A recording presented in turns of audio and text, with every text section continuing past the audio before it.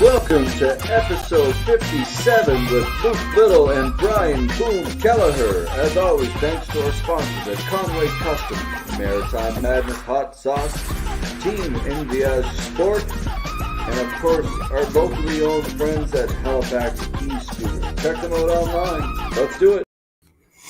Evan English, episode 57. How are you, buddy? What's going on? Doing good, pal. How are you? 57. I know, 50. Creeping up there. I think I said that like 3 days ago, and it seemed like it was like 50. Yeah, I do like 15 a day.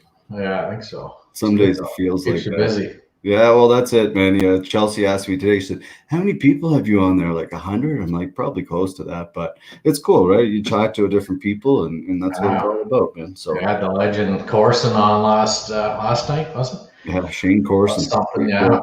Yeah, it was cool. Well, that's it. It doesn't have to be just martial arts people. You know, he was a scrapper from back in the day. More importantly, you know, he's open about his mental health, which is something that, you know, is super important to me. So, yeah, it was a great chat. But we have a great episode tonight.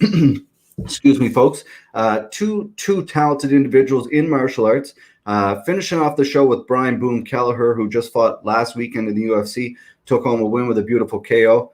Before that, a guy, Evan, who's based here not where I am in Dartmouth, but in Truro, an absolute savage of a fighter. His name's Luke Little, one of the coaches and instructors, and also a fighter out of Marmac Athletics. I've known him for a while, and dude, what a performance he put on at our event. Beast, yeah. Looking forward to it. Yeah, it was. Man, out of anybody on the whole card, I had so many comments talking about him, like just how exciting he was, like how much heart he showed, like how it was just a really good performance. So really happy to bring him on. He's a class act. He represents the sport well. He represents his club well, and let's bring him on. Why not? Luke Little, how are you, sir? Not too bad, man. Awesome. Thanks for joining us. Yeah, thanks for having me. Yeah. It's how's things in Truro these days? Good, man. Staying busy, working this whole time. Trying to work out when I can, and working on the house. Not much else we can do. Yeah, so true. You got the beard going, man. I know when you fought, I don't know if you saw if anybody saw Luke fighting, but he had the beautiful mustache going. There was a couple really good mustaches between you and Kyle, man. It was awesome. That was Movember, but I was sad to see it go, but I don't think the girlfriend was. Yeah. She liked it? Oh, it grew on her. You know. It's like the 1 month you can get away with that, you know, without being too creepy, I guess, or whatever you want to call it. Yeah, it's good. I like the stash. It's a good look. Yeah, it is. Yeah, the beard, you're pulling it off too, buddy. I got to ask you, Luke, you know, for anybody who's just joining us, tell the fans, man, how'd you get into martial arts? Fuck, man, I started a long time ago with martial arts. As a kid, I actually I got into Weight-Jitsu karate. I think I was 5 years old when I first started.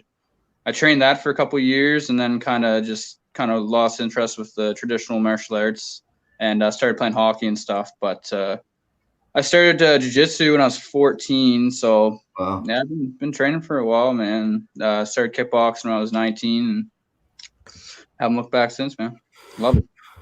Yeah, it is. You look at that, Evan. You know, we're both old as shit, and I'm jealous that I didn't get to start it at a younger age. Not only that, you know, get involved at karate at a younger. Evan actually, Evan and I are both, you know, we're kind of childhood friends. He does a lot of stuff behind the scenes for Fight League Atlantic, but he did a lot of judo growing up. I was not competitive like in martial arts, but you know, to start young, it's so important, Evan. Yeah, absolutely. I think from people we've had on over the episodes I've been on anyway, you know, it seems like it's either karate or taekwondo is kind of the gateway drug to, you know, this whole scene, I guess, at the time. But I think it's probably transitioning now where, you know, a lot of younger people are probably starting right in jiu-jitsu or a different martial art right off the hop. But I think it just wasn't, the exposure wasn't out there at the time. So it's cool. Yeah. Who taught you, Luke? Who's the person that kind of got you into it? My first sensei was Duncan McLeod when I started Waichiru. He's kind of like a really known figure in martial arts in Truro. One of the baddest men there is, really. Awesome. And he was actually my current coach, Mickey. Duncan was his first sensei as well. So it was pretty cool. Keep the lineage going, and yeah, man. Yeah, Mickey is a badass. Evan, you probably don't know Mickey, but Mickey Marshall was a guy who, you know, he doesn't get as much credit as he deserved, for one. For two, he was a big part of my jiu-jitsu life, really. Like, I don't know how we had no club in Pictou County there for a while. And we would go over there to Marmac, and he welcomed multiple, like myself and 3 or 4 people a night would go over there, and he would never take money. He would never ask questions. And Mickey is a really, really good person, and man, and he's done well in Truro, and I'm glad to see that club prosper. It's important though, because people like yourself, man. Yeah, for sure. He's got over 50 kickboxing fights. He's fought in Europe. And he went to and medaled at the nationals, and guy's unreal. He's the reason why I have the skills I have today. Okay. Yeah. Do you believe, you know, going into the fight, Evan, you saw the fight, like this was it was a super, you know, it was a fucking one-way fight straight up about it. Like, I love you, Levi, but like that was a really tough fight for him. Like you brought it, man. Like, and I know you guys spar really hard. Was that kind of the, like, just say, listen, man, we're doing this. We're going forward. You waited so long for the opportunity, eh? Yeah, it's fun getting in there with somebody your own size, right? Like, I usually spar guys that are 200 pounds plus usually, and they're beating the shit out of me in the gym, right? So anytime I get in there and I look across the ring and it's not Mickey, I feel pretty good. I feel pretty confident, So true. So true. What to do more? Yeah. I think that helps when you train against, you know, bigger opponents or just tougher guys, maybe not, but you know, having that competition in the club, and then when you're facing, you know, a guy your size, it's probably not easy, I'm sure, but it's a little less, I don't know, intimidating or harder to contend with, for sure. Well, that's what they always say, Luke. You know, like you do your hard work, you're sparring in advance, and then when you get into the actual fight, then it's the fun time, right? Like, yeah, exactly. No, I was looking forward to it. It was a long training camp for sure. Yeah, lots of ups and downs and injuries and stuff to overcome, but only 6 months or so, you know. I was bugging Luke and everybody like fucking like July, like, hey man, you want to fight? Like, when? Like a month? No, February. Like, what? Yeah, it was. What was the whole? You know, obviously Cody is a huge part of all of our lives. You know, a lot of more so. You know, I love the guy. I spent a lot of time training with him, but you know, you're a dear friend of his. It was an emotional fight for you for more than like, it was your first fight. First of all, amateur fight in your goddamn hometown, and obviously Cody. How'd you handle it all, man, and bring it all together and put on such a good performance like that? By the way, yeah, go ahead. Oh, I had a few boxing fights before that, which definitely definitely helped me with like the jitters and stuff, and I wasn't really nervous at all going into it. And my mom was even like, you know, you don't look nervous. I'm like, Mom, I've been fucking training for 6 months, like, you know. Yeah. Well, I've seen it all. Like, I was ready for sure. And before every fight, I go to Cody's grave, and you know, have a little chat with him, and ask him to look over me and keep me safe in there. And his sister was at the event, and she's a good friend of a girlfriend of mine. Like, we hang out with her all the time. Yeah. She was at the event, and she had a necklace with Cody's ashes in the locket there. And, oh, wow. And I didn't know until after the fight, but she actually gave it to my girlfriend to hold during the fight. So. Wow. Yeah. Rest in peace. I love that guy, man. He was an absolute fierce warrior. That I've had a lot of good battles with him too. You know, if you can see this, obviously, Luke. Can you see what I'm putting on the screen here? Yeah. So, like, that's what I want to ask you here. Like, what were you thinking right now? Let's go. Yeah. Like, that must have been a crazy moment for you. Yeah, I mean, it wasn't really once you get in there, it's not as big of a deal as you played out to be in your mind kind of thing. It's just, Yeah. it's an intense sparring session, and I was glad I didn't take a nap and didn't get banged out in front of all my people. As soon as I got up in the crowd, I was like, holy fuck, I know everybody here. Like, that would have sucked if I, got stuck there. Yeah, well, that's what I mean. Like, that's where I guess what I'm getting at, like the pressure of it, man. Like, like to handle that, like it was really impressive to me, man. Like, it was almost like you were the star of the show, and you handled it like a boss, and not very many people can do that. Yeah, it was just all fun and games for me, right? Like, I wasn't, there wasn't really any pressure. I got a full-time job. I don't need to do this shit. I do this shit for fun. I don't need to do it for any other reason other than I just love to fight, and that's what I came there to do. And we got the job done, and that's awesome. And I'm excited for the next one, man. Yeah, fingers crossed. Yeah. What's your plan? Obviously our plan is, if as soon as we can, we're putting on events with or without fans. Most likely to be without an enclosed venue, pay-per-view type deal. But we spoke before, and obviously that's on your radar once you can get a little training in, eh? Yeah. I'm just curious to see what the Premier and stuff do with the gyms and when they open. Obviously, that'd be great if they open in the summer, but it's probably looking like September, maybe later. Longer. It's just trying to stay in shape. I do a lot of running, cycling, just it's not the same as training, obviously, but trying to keep the weight down and stay motivated and stay hungry. And yeah, I was just saying to Evan before we came on, I was like, this isn't good. I can actually see my second chin. So, I'm trying to avoid that on here. I got to change the angle, but it's not easy to stay, I'm still under the weight I want to be, but it's not easy, man, Yeah, for sure. Let the beard grow out a little more, Derek, under here. Hide that. Yeah, I know. That's what I got to do. Yeah. So what was like for you, Mickey obviously is super important. Was there anybody else, your girlfriend, obviously, anybody else that, kind of made that fight a little bit easier for you? Yeah, man, I'm surrounded by so many great people. I'm really just a product of my environment, really. Like, all I do is just show up and work hard, and everyone else just takes care of everything else for me, really. I work long hours at work, so I usually just I would just bring my gear with me to work, and I leave work and go right to the gym and train for 2-3 hours a night, come home, and my girlfriend's got supper made, laundry, dishes done. She's my rock. She holds it down at home, and huge. And super supportive parents. My mom hates it, but she loves it at the same time. My dad thinks it's cool. They're always in my corner supporting me, and I got a great team behind me too. Mickey obviously takes care of all my striking.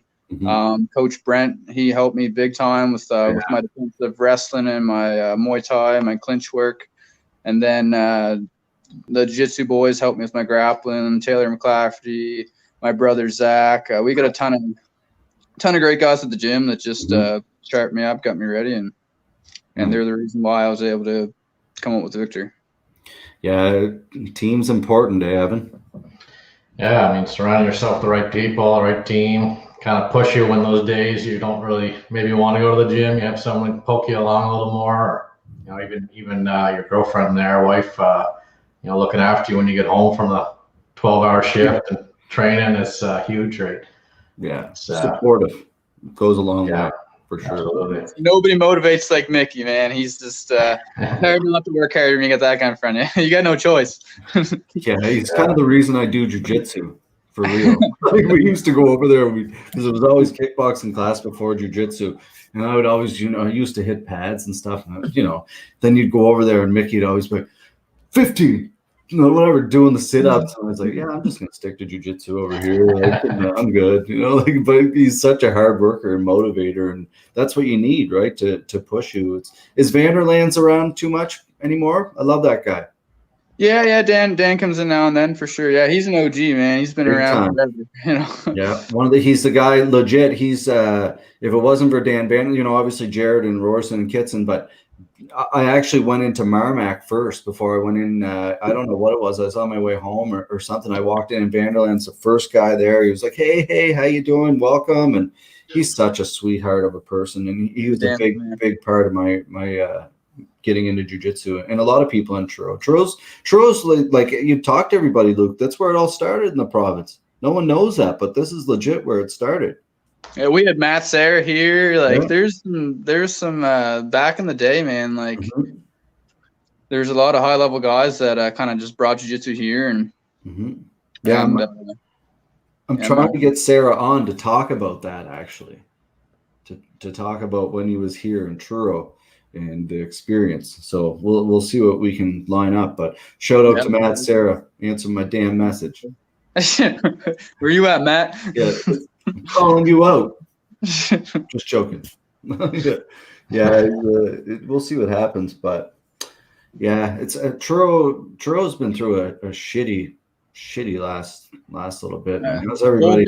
Colchester County in general, man, it's been a rough couple months, like with the Portapic shootings and that 3-year-old boy go missing, and man, it's just it's a tough time right now, especially during quarantine, during COVID. Yeah, it's almost like like legit. Like if I can understand where conspiracy theories are coming, like people that are like the world's end, and I'd be like, oh, okay, I get it. Like it's fucking a lot of weird shit going on at the same time. Still not as bad as the States, but I mean, it just shows how strong and resilient Nova Scotia is. I mean, we're getting through it, and life goes on. Yeah, that's it, man. Tomorrow is a new day. So what's the future going to hold for you? Obviously, other than you work full time. Working on your house. Like, are you a big hunter? Is that something like Fisher, or like are you going to get out there? I don't know. Fisher, is that a word? Fisher? I don't know. No, I'm not really too much into hunting or fishing. Really, I like animals too much to kill them, but. Yeah. I think I'd have an easier time killing a person than I would an animal. To be honest. I second that. The deer in my backyard never talked shit to me or did me dirty. So it's been staying active, and my life's pretty simple, man. It's work, train, work on my house. When I just bought a house in September, so we're doing pretty much full renovation, like every room we've redid the kitchen, put a new roof on it, putting siding on it soon. It's just a lot of work, man. I never, my back hasn't recovered since. Yeah, it is a lot. Evan, obviously, he's up in St. John, or Quispamp says he has the same thing. And the houses are a lot of work for sure, especially if you're redoing it top to bottom. Yeah. Roofing, that'll keep you in shape. That's for sure. It's a tough gig, man. I'm fortunate. My father, he's an electrician by trade, but he's a master of all trades. He does everything. So very fortunate to have him to kind of guide me and show me the way. And we've done a ton of shit on the house so far, and I'm excited to keep on working on it. It's a great time right now to do renos because there's fuck all going on. Yeah, it's good to it's important. Like you say, man. Like I don't know. I'm pretty close with my parents, and I know Evan is with his. It's so important. It's so important, man. Like, especially what we just went through. And I look at you guys like who fight, and your parents are there so happy for you, proud. That's what it's all about, dude. It really is. And having, to spend that time together when, you can fix the house, especially with what we just dealt with. I love hearing that kind of shit. Yeah, man. There's a lot of people out there that don't have good relationships with their parents, man. I couldn't even imagine, to be honest. Yeah. Well, if you don't, give us a call, and I'll act like your parent for real. Not tell you what to do or anything, and not give you any money, but I'm more than happy to listen and talk to you. I don't mind being an ear for anybody, and it's so important. Like, I don't know. It's funny. Everybody we talk to, at the end of the day, it's the revolving tone that revolves around everything. Mental health. I heard it again on the radio today. Like, men right now are all, I'm dealing with it, right? But men, I think people are missing their buddies. They're missing going out and having beers with their buddies, and it's affecting them. They're like, shit, there's no hockey on. There's nothing to do, man. Yeah, no, Dana White's bringing back sports, boys. Yeah, crazy. he got the message from the president. Did he really? Well, the first pay-per-view, I think it was the Tony card. Donald Trump went on and and gave a shout out I've to seen me that. for Yeah. opening her back up. Yeah, what a boss, man. It's amazing what money will do, right?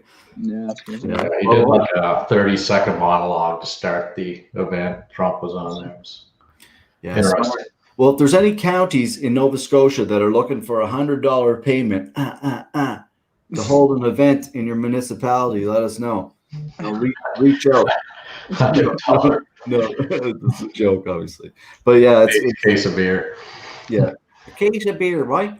Yeah, you got to follow the rules, man. And if we can, we're not obviously Dana White, and I'd be scared to know. We'll talk to Brian Kelleher next, actually, and talk to him about that. And he just fought last weekend in this condition, so it'll be interesting to hear that. But all right, man. Well, I don't want to hold you up too long. I know you had a long day of work, and I'm sure you're busy with some renovations here. Is there anybody you want to give a quick shout out to before we say goodbye, my man? Just everybody in my corner, man. Marmac Athletics, my family, my friends, everyone that looked out for me, supported me, and held me down all the time, man. I love my people, and they're the reason why I'm successful today. There you have it, folks. Nothing better. Well said. Well said is right. Keep them close. Keep your enemies closer. All right, Luke. Lots of love, man. You and your family, and be safe. Take care. There you have it, folks. Luke Little, Marmac Athletics. That was awesome. That was cool. The dude works hard. You could tell he puts in the work, and I guess he gets the results too, right? By the sounds of things. So it's yeah. Man. Like I said before, he had a phenomenal performance, man. Like, it was really, really talented. A lot of people talking about it, and it's one of those things. If you can, like, the people say it all the time, you can be a gym warrior, you can be really good in the gym, blah blah blah. But if you can't translate that into the actual fight, it's a different story altogether, right? So yeah. He pulled her together really well. It's true. Sounds like he has the right people around him. That I assume helps as well. And just keep your head clear, and no other distractions while you're going in there. Yeah, Mickey's a pretty scary dude too, man. He's a fantastic coach, but yeah, he hits hard. So yeah, we're just waiting here, folks, for Brian Kelleher. Boom is going to join us here tonight. Talk about his last fight. He's an athlete coming out of Long Island, New York, Long Island MMA, down in New York State. 21-10 record. As I said, he just fought Hunter Ayers in the last UFC. Took a win with a beautiful left hook. Evan, you saw that? Unreal. It was devastating, obviously. Yeah, it was nice. It was really slick. Yeah, we'll see if we can get him on here. It's funny. I want to ask him about, because he was talking about Sean O'Malley, Sugar Sean O'Malley. He's a kid in the bantamweight division. He just got popped for steroids there. I don't know. He was suspension. He just came back. And long story short, Brian has been calling him out pretty steady.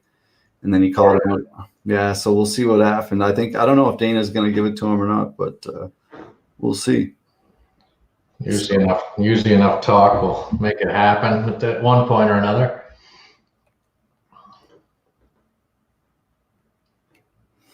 Yeah, sorry about that, folks. You just having some issues here. Getting on. But it should be all right. How's everybody doing at home, folks? Just list any questions if you want us to ask them to Mr. Brian Kelleher. As I said, he's 21-10 fights in the UFC Bantamweight division. Just fought last weekend in the UFC. Had a beautiful fight. Finished it with a left hook. We're going to get 10 to 15 minutes with him. Super talented athlete, super talented musician. And yeah, let's bring him in here real quickly. Brian Kelleher, how are you, sir? What's going on? How are you guys? Awesome. Oh, dude, I'm jealous. We're chilling on the hammock. Man, so jealous. So jealous. I put the tie-dye out for you guys. Nice, man. Yeah. Where are you at? Just in your backyard? I'm just in the backyard, yeah, just relaxing, hanging out. That sounds beautiful. The Birds chirping. Yeah, that's good. Yeah, we got the trees. Look at Nature, you. nature is medicine, you know? So true, dude. So true. Well, I got to welcome you, folks. Anybody who's just joined us here, Brian Boom Kelleher, an absolute savage from the UFC Bantamweight division, had a fantastic performance last weekend, man. You have to be so proud of yourself. So proud, man. Yeah, I mean, especially with the circumstances, with the Yeah. training, with the took the fight on 2 weeks notice and everything. And I'll be honest, I've definitely trained a lot harder than I did for this fight in the past. So it was definitely a question, but I felt pretty confident either way. I've had a lot of fights, so Yeah. That's it. When you've had 31 fights, it's nerves, I guess, at this point are pretty secondary. yeah, I'm pretty used to the whole system, so I wasn't too worried. I just really, I think the biggest fear for a fighter is to gas out, and that was like the only thing. I was like, man, I know my cardio is good, but like fight shape is different, So Yeah. you don't know till you get in there. Yeah. Well, that's it, man. Like, it was a really interesting fight too, because for me, I was watching your face and your facial expressions a lot, and I was like, when you get tagged, I was like, I wonder when he's gonna like get pissed off, when he's gonna hit that pissed off. Like, okay, fuck, let's go, and it just seemed that happened, and it was just like, boom, it was over. Yeah, sometimes it takes me a little while. It's actually interesting you say that because I feel like that's how it is for me. Like I start slow in the first round, and then like once I get hit a little bit and I kind of feel what the other guy brings to the table, I start to like slowly open up and my confidence grows, and I fight my best rounds in the later rounds, to be honest. Yeah, it's interesting, man. Like, I have it's to be a fighter is one to get in there. I do jujitsu, and I've done lots of jujitsu competitions. I fucking suck at them so bad. Like, I struggle. I'm a brown belt. I get in there and I gas. I freak out. I'm like, Tap, man, get me out of here. I freak out. It's an incredible thing, man, to be able to go.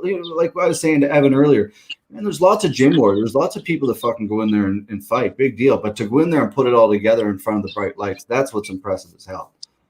Absolutely. Yeah, it's definitely something you got to get used to. I feel like UFC debut. It's very new to you. It's a whole different scenario, and for me, I got my UFC debut out of the way in a hostile crowd in Brazil, so it couldn't have gone any worse after that. So now I'm just like, hey, this is easy work.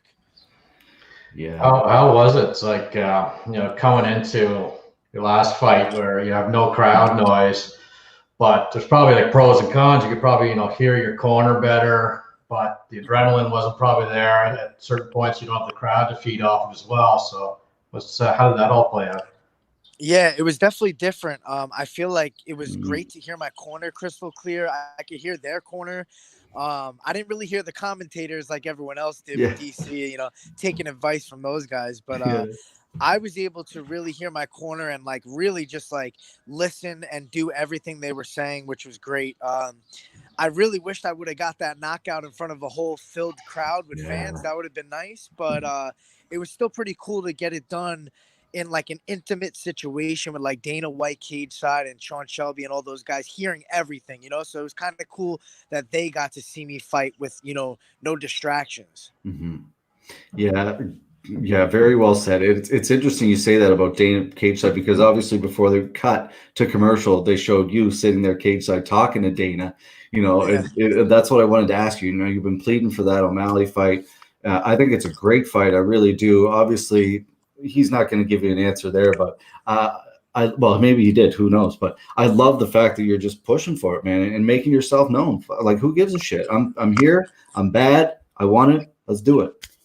Yeah, and he's one of those fighters. I feel like it's time for him to be tested. A lot of hype behind that guy. So, I'm trying to steal the hype. I'm trying to steal that and get that behind me and build my fan base and build my my name in the UFC. So I feel like he's a guy that would do that more than anybody else right now in the position that I'm in. Of course, everyone wants to move up to the top 10 and, make their way up for a title, but I'm reasonable. I feel like, another maybe 2 solid wins, depending on who I fight, and I can be top 10, in that area. But, I think O'Malley got booked against Wineland actually today. So it looks like I might have to wait a little while for that one. That's an interesting fight. Eddie Wineland. Yeah, Eddie Wineland. Yeah, good matchup for him. Striking wise, I feel like Wineland will stay on the feet. He's been tagged a couple times. He's kind of older in his career right now, so I get it. Yeah. Yeah, it's interesting, man. But the business behind fighting, man, obviously there's so much behind it. And that's why I look at you, man. You're really doing the right things. You're fucking really doing smart things, man. Like you just sit there at random times. I'll watch like maybe 2 or 3 times a day. You'll be live, just sitting there playing your is it a mandolin? The ukulele. Fuck, I don't know. Obviously, I don't even know how to keep the beat, but but it's amazing, like just you're present, man, and it's easy, really, eh? Yeah, I'm just being myself, and I'm having fun with it.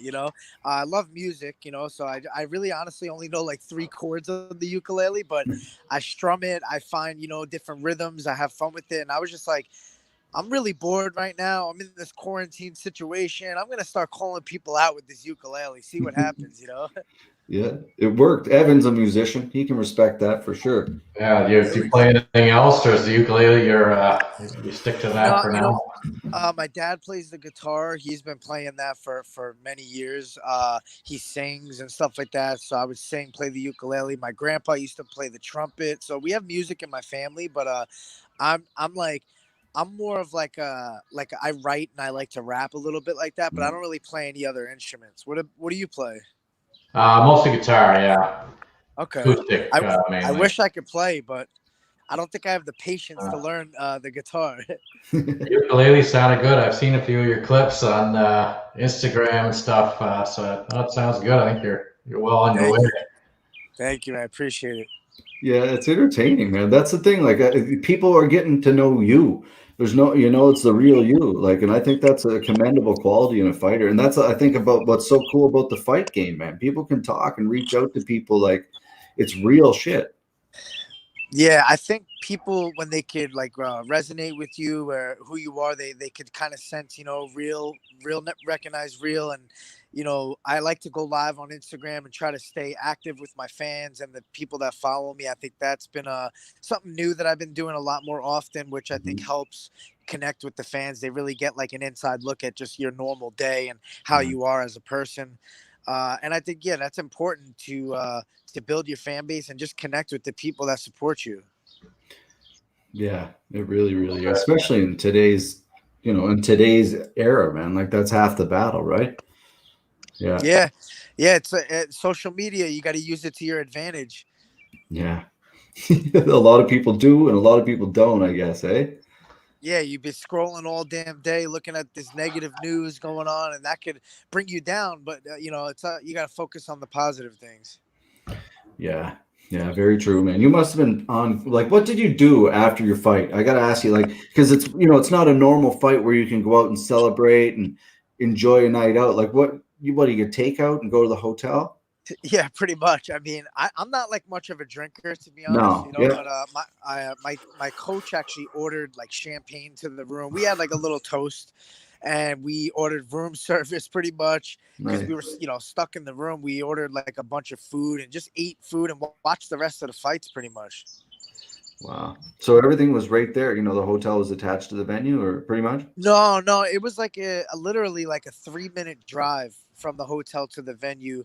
At the hotel, they gave us like a $50 voucher thing for after the fights to order food and stuff. Nice. And, it was just like they knew, you're probably not going to go out. You can't really go anywhere. So you might as well just stay back and eat some food and just relax pretty much.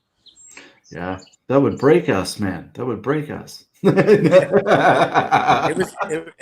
was weird. I mean, Florida was like, I guess they're a little bit more lenient now than us in New York here, but a lot of the streets were just empty pretty much, and there was some restaurants open for takeout, and a couple other restaurants were open to like 3 p.m. just like you can come in and eat. It's a little bit more lenient, but it was definitely a quiet city for sure.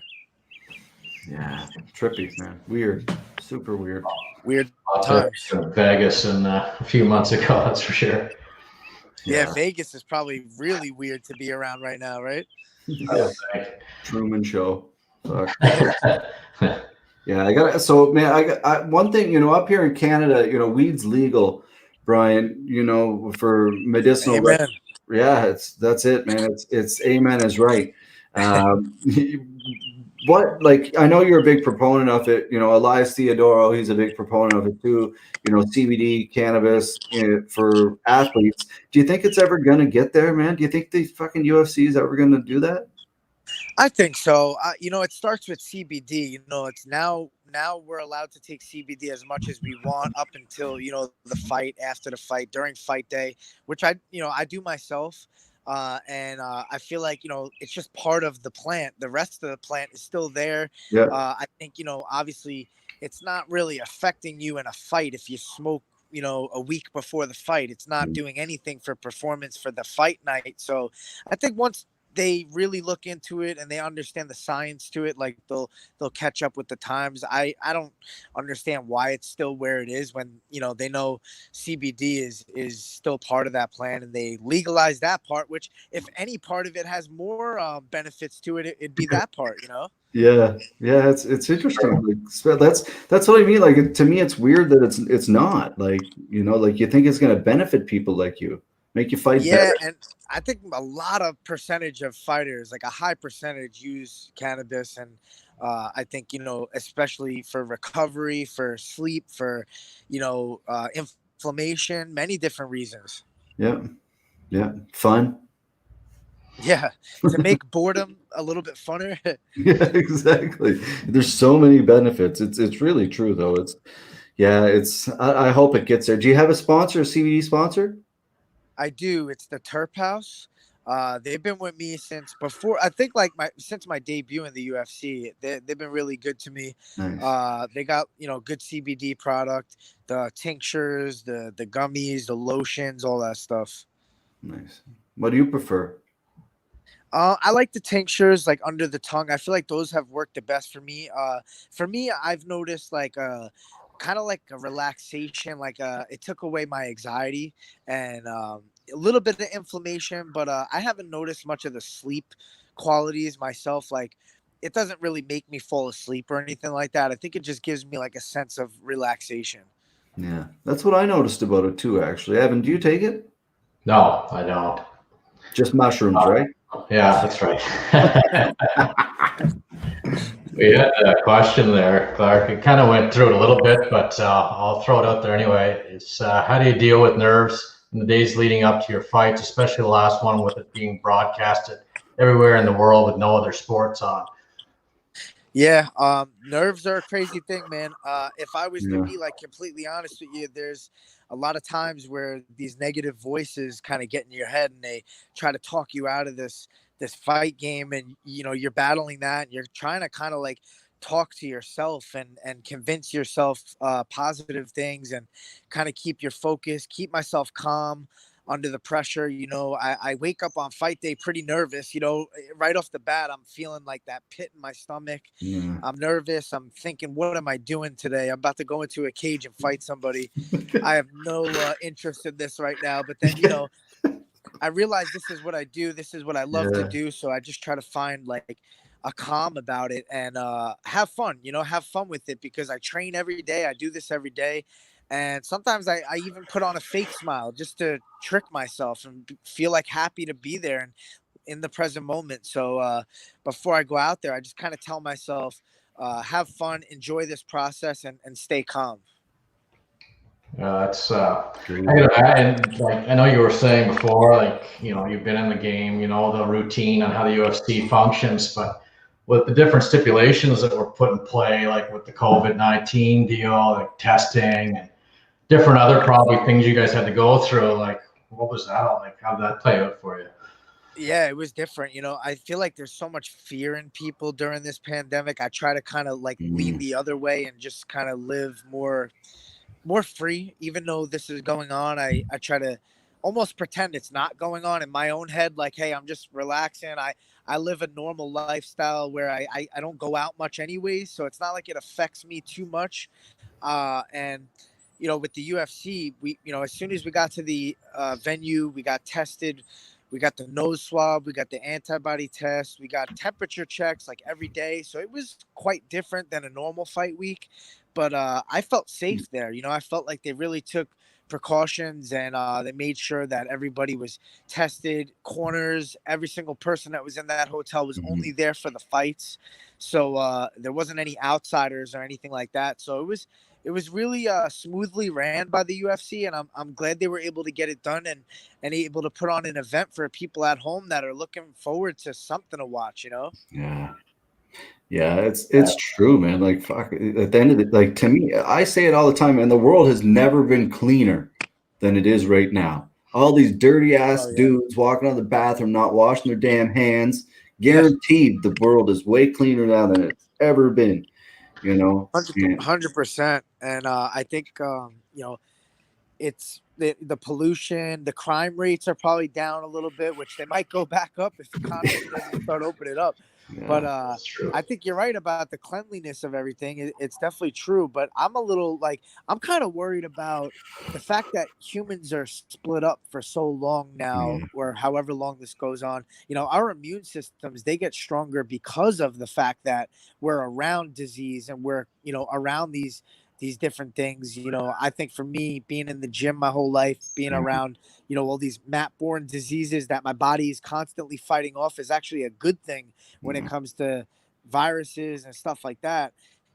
People are so split up now. By the time they get back together, will it be a bad thing that they haven't been around other human beings and around these kind of things? Yeah. Will the immune system work differently? It's a really good point. Yeah, Really, really, yeah, that's, Yeah. so I think it's you're It right, is. because you're stuck in a bubble, right? Not exposed to any sort of germ, and all of a sudden you're Exactly. back together with a few hundred people, for example, or 1,000 people. Like, what's gonna go on? I Hopefully, know. I'm kind of. hopefully it turns I out feel good. like it's weird to think about how the world might be when things actually get back to normalcy to an extent. Like, will people just act the way they did before, or will it be like, hey man, like stay away from me, but hey, what's up? yeah. I saw designs for like airplanes and shit, and people opening up gyms. Like, I saw actually, Cole Smith. He fights in the UFC bantamweight too. Yeah, Uh, yeah. so he's his gym. They're opening it up out in Squamish, BC, and I saw it was like, okay, so you can only, and it's good for them, but the kickboxing classes you have to sign up online. No gear, no changing room, no clothes. You could only walk in. Everybody gets their own squirt bottle, and you can't hit anything. It's just like air sparring, pretty much. It's just like, fuck, how long is this going to go on for? Not that I don't think it's serious. Don't get me wrong, but like, for real. And that's how I feel. I understand Yeah. the severity of it, but at the same token, there has to come a point where like people, or the society decides like we gotta try to go back and take precautions, but get things going again. How long can we do this until it's like, hey, you know, what is life, anymore? If we have to keep, can you accept this forever, or like, is there an ending point? Good point. Yeah. Scary. And I don't know where that line in the sand is, right? But it's got to be somewhere. Yeah, I mean, I feel bad for people who actually have like, real fears, like underlying issues, and they're Mhm. literally like terrified to go anywhere. Yeah. They're dealing with this. I do feel for those people. And, my brother, like, he's healthy, but like his son has some issues with his like esophagus, and, he has some underlying issues. And my brother has to go back to work. He's a firefighter. But once he does that, he's afraid to go back home. So now it's like, when will you see your son again? And it be normal, and you not be fearful that you can go around your son and hug him and whatever. Yeah. Like, those are the sad stories. Yeah. And that's it, man. There's a lot of those, unfortunately.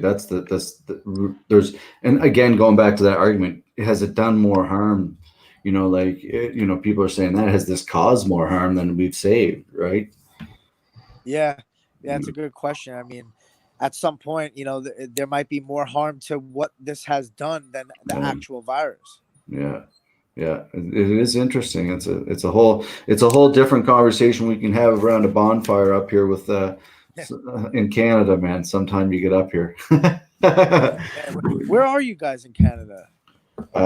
He's in New Brunswick. I'm in Nova Scotia, Canada. Okay. like Halifax or Moncton. There's been cards up here, Halifax. Yeah. I was actually supposed to fight in, I think, Halifax.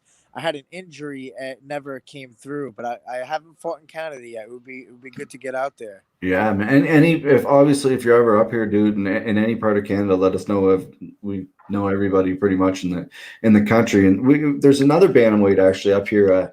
A couple, Gavin Tucker, who fights in your division Yeah. too. He's a guy I've trained with for a long, not for a long time, but have trained with in the past. So it's a cool little area up here. Yeah, for sure. I think where British Columbia is like the place to get the cannabis, huh?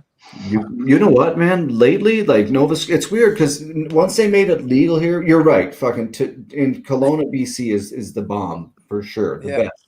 But here they've made it like so you can go to the store, and I know like down like California, how you can go to California and it's a beautiful store and everything's available. Here it's like a pharmacy almost. Like you go in and there's a book and you read the book and you're like, I want that. And they'll Yeah. get like they go buy this like weird fucking counter and it's just a weird experience, man. It's expensive too because we pay. Yeah, it's all professional, right? Yeah, like so say like 3.5, like a quarter or something is like $60 Canadian plus tax, 15%. No, actually, there's no tax on that. So, but still, it's expensive, right? But I'll pay for it, Brian. I'll pay for it.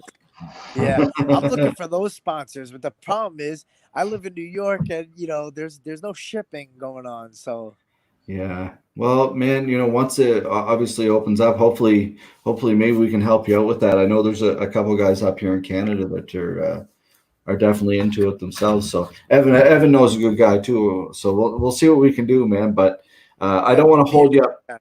Yeah, there you go. Maybe again for real though. Anytime you're up in Canada, let us know because we'd love to whether it's a seminar or whatever we can help you out with, man. It's important. But I know you got to go. I don't want to hold you up too long. But any advice you can give for any athletes who who are going through the kind of same thing you did? They're wondering if they're gonna fight. Is their career over? Blah blah. Not that. But you were like wondering, am I going to fight? Like, what's going on here? And then you handled it like an absolute veteran, a professional, went in there, took care of business. Any advice for people that are going to maybe possibly do the same thing?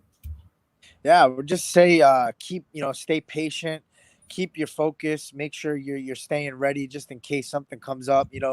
Now the UFC seems to be moving right along every single week. Now we're going to see some fights happen. So I'm hoping that Vegas opens up and the Apex becomes a thing because I think that would be probably the safest way to do this with the UFC PI next door and then the Apex and have the fights there. You isolate the fighters. Yeah. They have a hotel right next door. So, just make sure you're training as best you can in this situation. Have your manager reaching out and stay on top of things. And just I'm sure they'll be calling you up soon because now they got the ball rolling.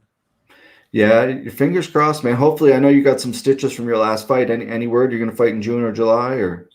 Yeah, I'm getting these stitches out this weekend. I should be back on my feet a little bit. I think I have to take 3 or 4 days off. He said once the stitches are out, just to make sure it doesn't reopen. The skin might be sensitive, but I'll be right back in the gym, and I'm hoping to fight probably late July, the latest. That would be nice.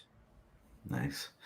Fucking Warriors, man. Can't wait for your next fight. Will be yeah, man. sure. I got my mentality is so strong right now. My vision feels so strong. I literally fought for my job in January, and now I'm just like, man, I'm gonna go on a tear this year. I want 4 big wins and put myself back in the top 10. That's my goal. Well, man, you fought really tough fights, man. Really tough fights. So it's really nice to see you get there where you deserve to be, dude. I love seeing a humble guy who just no ego, no bullshit, just go in there and have fun. It's great to see you succeed, dude. And again, if there's any help that we can give you up here, but yeah, man. Any final words you want to go with before we let you go? No, man, thank you for the time. I appreciate the interview. It was fun to get on here. Hopefully I'll be back in late July. I guess stay tuned. Boom, baby. There you go. Oh, shit. That's what I wanted to ask you. Sorry, man. Where'd boom come from? Oh, yeah, it's weird. I always used to just say boom, you hit someone with a nice combo, you'd be like, boom. you know, someone's got a nice shirt on, you'd be like, boom, nice shirt, you know, like just use it for any kind of thing. And then people started calling me it. So I was saying it all the time and they started calling me Boom. And now I guess the power in my hands kind of helps with the nickname too, you know? Yeah, it definitely makes sense now when you see that. Yeah. Yeah, it does. I had like 4 people message me going, "Man, you have Boom on tonight. He made me money this weekend." Yeah. Like, And then when I knock guys out, DC will be like, Boom. yeah. Dude, that's the thing, you know. Again, fuck, I'm rambling, but to be there, you know, fuck, it's a cool thing, man, to be able to talk to you, but then to DC and all these people, it's really cool, man. And it's we thank you for joining us, dude, and keep up the great work, and lots of love from Nova Scotia, my man. Hey, much love back. I appreciate it. Thanks, Thank you, Brian. guys. All right, folks, there you go. Brian, Boom, Kelleher. Awesome, man. Great guy. Wow, real humble guy. It's cool. Yeah, that's that's the thing. I'm always amazed that, you know, how you have guys like that who are so humble, and other guys who are like, fuck, man, what? Like you do jujitsu? Like, where's your attitude come from, or whatever? It's amazing the contradiction in the sport, right? In any sport, in life, I guess, in general, right? That's true. Everybody, you're gonna run into all walks of life, I guess, and different personalities. But he's really down to earth and cool guy. Yeah, very true. We got if you want to make a comment here in the next little bit, folks, we got one last sticker to give away. Nova Scotia Strong from Conway Customs. It's the last sticker giveaway we have. Drop a comment here in the next 30 seconds and we'll pick a winner. We'll scroll up and down. Just make sure you comment on how shitty the Red Sox are when you comment on that. You know, and make sure you comment who the shittiest player on the Red Sox is as well. Obviously Evan's a great fan of the Red Sox, but man, Yeah, we got to get some baseball players on here. Yankees Red Sox combo here. Yeah, I put a call out to Bernie Williams, but he hasn't responded yet. Yeah, we'll see. Cool. Maybe you get like Johnny Damon. He's kind of half and half. He's like a ex-Red Sox Yankee. Yeah, he'll just, hey, it's Cat Clark here in Nova Scotia. Looking to talk to Johnny Damon. Oh, well. Paul Harnish just said, "Keep up the great work. I'm a big Sox fan, so hush." Thanks, Harnish. Appreciate that, man. And yeah, appreciate all the support there too. Yeah, fuck now, man. The Yankees all the way. Shout out to Gene and Brian Clark for getting that going, taking us to Yankee Fest when I was like 6 years old and letting me go free in New York. It was awesome. They were great parents, and that they took us all over, man. It was cool. They're diehard fans. Yeah, it was cool doing that. But Paul Harnish, you've won the sticker. I had another thing to talk about too, and I can't remember what it was actually. Just before that comment, I think it was Mansour. I want to know how your Tinder date went. You haven't messaged me back. I asked on a couple streams ago, asking about your Tinder date. For anybody who's wondering out there, my buddy Mr. Matt, we won't call his name too much, but he'll be on the stream here one of these times. He's a hell of a guy, a great friend of mine, a wonderful human being, and hopefully we can get him on here to talk about his love of everything in life. He's a wonderful guy. So anyway, hopefully you can write me back, Matt, and tell us that we need to find Matt love. If anybody has a single woman out there who's between the age of 25 and what, Evan? 50? Yeah, 50 probably be good. 50? That's maybe we need him on here, and that might be his calling, right? I can bring him on right now if anybody, we can bring him on right now. Matt Mansour, the people are calling for you. We got to get you on here. We're going to do a bidding, an auction like they did back in junior high school. Do you remember that when they say like $20, $30? I want to go on a date with that. Do you remember that? No. Yeah, it was. I don't know if it was bidding or you had to bid to have lunch with someone. I don't think it was a date. Yeah, that's right. But you had a lunch or something like that. You had to walk around in squares. You bought squares. Yeah, I think it was. Yeah, I remember. Elementary games, I guess. They'll probably play fucking different elementary games now, I would guess. Yeah. Yeah, times have changed. Probably like all computerized. There's no. Yeah. Like now, social distance is just like 3 squares on the floor, just 17 feet apart. In Home Depot or something. Yeah. All right, folks. Well, that's it for episode 57. Thanks for tuning in. Thanks to our guests, Luke Little and, of course, Brian the Boom Kelleher. A lot of fun chatting to both of those guys. Thank you to our sponsors. As always, without you, none of this would be possible. We'll see you tomorrow night, folks. Who do we have on tomorrow night? I don't know. I don't have a list, but it is a good show. I believe it's, what day is tomorrow? Friday? Yes, we have Quintel Provo. They call him Mr. Stop the Violence in Halifax. He's an advocate of stopping the violence. He's a guy who's been involved in the scene here in stopping youth violence and crime in the city of Halifax and the HRM. So it'd be cool to chat with him. And then Christine Royal Fader, who is a brown belt, purple belt, brown belt out of Halifax Jiu-Jitsu Society, a multiple IBJJF medalist, and a great female role model in the jiu-jitsu scene in the East Coast. So we'll see you then, folks. It was a great episode. Evan English, as always, thank you for joining us. Cheers, buddy. Thank you. All right, folks. Thanks for our sponsors. We'll see you tomorrow. Thanks to our sponsors, and thanks again, everybody, for tuning in. We'll see you tomorrow night.